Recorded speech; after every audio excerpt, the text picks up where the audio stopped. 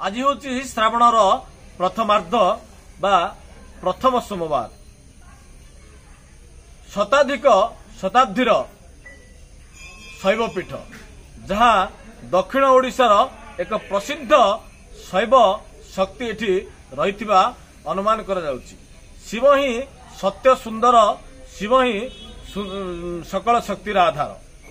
एमिति एक अलौकिक घटना घटी दक्षिण ओडिशार धर्मकीर्ति विहार, जोठी धर्मकीर्तिर सत्य स्तूप आज मध्य विद्यमान। कारण एठी अनेक लोक निजर मानसिक व्रत पूर्ण करी एठारे मानसिक व्रतधारी माने अनेक पूजा पर्व पर्वाणी पालन करिथांती। ता भितरो श्रेष्ठ पूजा होउची शिवंकर रुद्राभिषेक।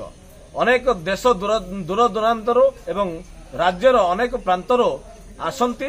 एमिति अनेक शैव भक्त एठारे रुद्राभिषेक करिथांती। आज एठी एमिति एक अलौकिक घटना घटी जहा बौद्ध समयर ये होची मल्लिकेश्वर मंदिर। रायगड़ा जिला पद्मपुर पद्म क्षेत्र रे जहाँ मंदिर मालिनीर एक स्वतंत्र क्षेत्र, स्वतंत्र शैव शक्ति एठारे रही। जहाँ शिव सत्य शिव सुंदर बोली कह जाउछि। एमिति एक सत्य घटना एठी घटी जहाँकि नागदेवता गजानन महाराज जो पार्श्व देवता अछंती। गजानन पार्श्व देवता पखारे एक रास्ता अछि।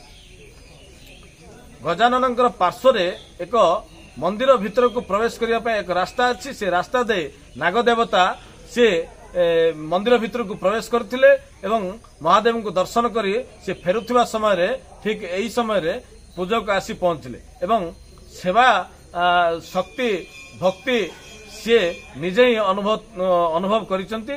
सीधा सड़क तांक सहित कथा हवा जी प्रत्यक्ष एभली दृश्य को एभली अपूर्व दृश्य को देखिसंती तांक चर्मचक्षु रे तांको पचारि बजिबा।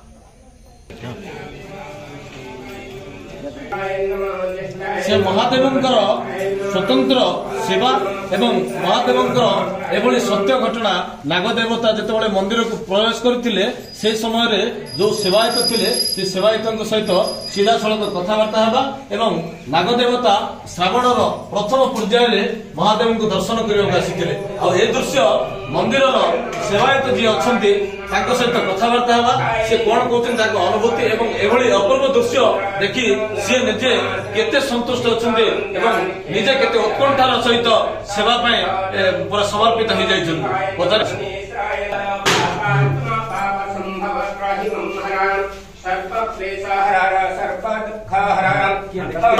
प्रथमार्ध तथा प्रथम सोमवार नागदेवता प्रवेश करथिले, महादेव को दर्शन करथिले। ए दृश्यटा ए अपूर्व दृश्य आपण मध्य देखिथिले जे स्वयं वासुकी नागदेवता भगवान को देखा आसीथिले और से समय आपण उपस्थित थिले। केमिति कोन आपण को सिंहरण मन खेली जाइतिला और सेवा एते दिनर सेवा आपण एवली दृश्य केबे देखिथिले ना? ये प्रथम थर एटा प्रथम थर मोर काली संध्या आरती करबा आस्थिली मु आरती करू कि चारिपटे दर्शन कली देखि कला को समान से ये पार्वती को पाखरे फणा काटी ठिया हितले नागदेवता। तापर हम देखलु फोटो फोटो कालो काला को ये बाटे कोन पादला नडा बाटे भीतर पसे गले। अच्छा नौटा पर्यंत आ से माने सेमति थिले भीतर। अच्छा माने प्राय केते घंटा धरी ए नागदेवता ए मंदिर ऊपर मंदिर पाचेरी ऊपर थिले? 2 घंटा धरि थिले। दीर्घ 2 घंटा धरी नागदेवता पाचेरी ऊपर थिबा जने सेवायत प्रत्यक्षदर्शी सेवायत कहउतले एवं आउ जने आम सहित अछंती राजपुरोहित जने अछंती प्रदीप बाहिनपति। आज्ञा नमस्कार, कोन कहबे? प्रकृति रे यह एक प्राचीन मंदिर, यार संस्कृति आउ यह एक अलौकिक घटना जहा कि स्वयं नाग देवता आसी महादेव ऊपर विराजित होउछंती। ए जो एथुरु जणा पड़छ जे महादेव मल्लिकेश्वर प्राधान्य बहुत रही एवं ए मनोवांछा पूर्ण होता है एवं जलाभिषेक एवं क्षीराभिषेक नारिकेलाभिषेक करने द्वारा मनोवांछित फल प्राप्त होता है। नागदेवता जो प्रभावटी रही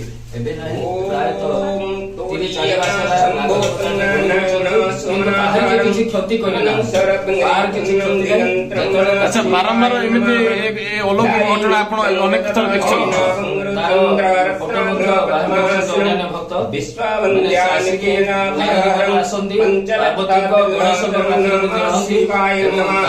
ପାଖରେ ମଧ୍ୟ ରହନ୍ତି। बेले बेले ए नला बाट दे आसिकी शिव पथरे मध्य रहନ୍ତି। ଏହା ଏକ ଅଲୌକିକ ଘଟଣା ଏବଂ ନାଗଦେବତା କାହାର କିଛି କ୍ଷତି କରିନାହାନ୍ତି।